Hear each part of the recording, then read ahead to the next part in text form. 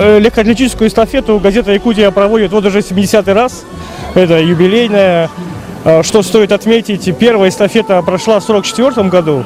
Да, то есть вот за год до победы, тогда еще когда никто не знал, когда она закончится, через год, через два, но тем не менее, как бы тогда все дела, все стремления люди свои вкладывали в победу, да, и в том числе и газета «Якутия» тогда 2 мая 1944 года впервые провела эту эстафету, посвятив ее грядущей победе. И вот с тех пор уже 70 раз мы ее проводим.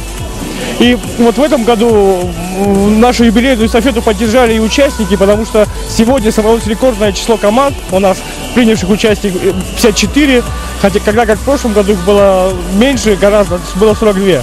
Мы планируем с следующего года легкоатлетическую эстафету внести в программу комплексной спартакиады школ. Тогда и все школы уже обязаны будут участвовать.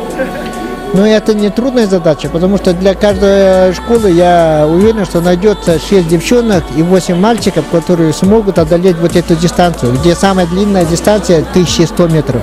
Остальные все по силам мальчишкам и девчонкам. Поэтому я доволен сегодняшней эстафетой и то, что есть будущее. Все народ горит желанием. И следующий год еще у нас недостаток, то, что мы с этими трудовыми коллективами, у нас недоработка получается. Поэтому на этом должны мы работать. И большое спасибо директору Института физической культуры и спорта Дмитрию Николаевичу Платонову.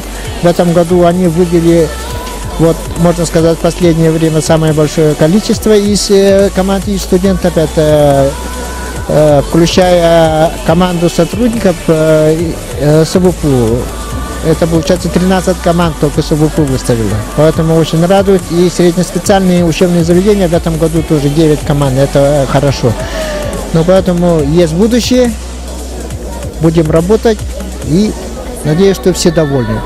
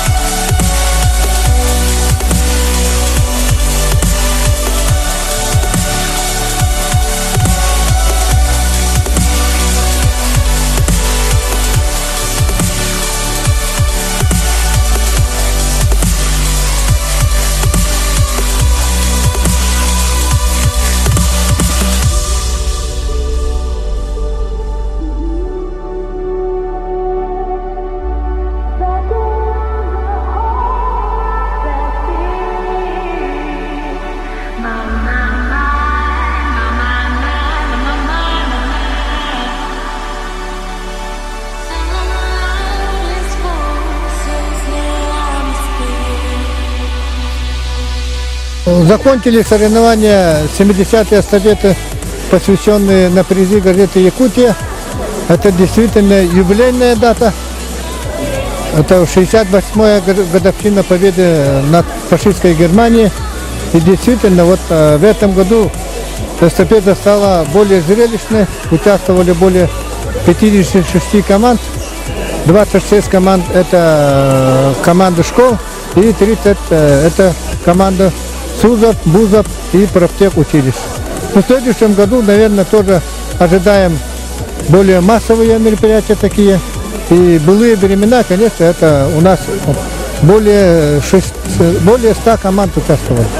Поэтому надо сейчас, если мы занимаемся на массовость, то надо, чтобы это у нас предприятие и министерство, чтобы на уровне отработали, чтобы вышли все учебные заведения, школы, и предприятия и коллективы физической культуры.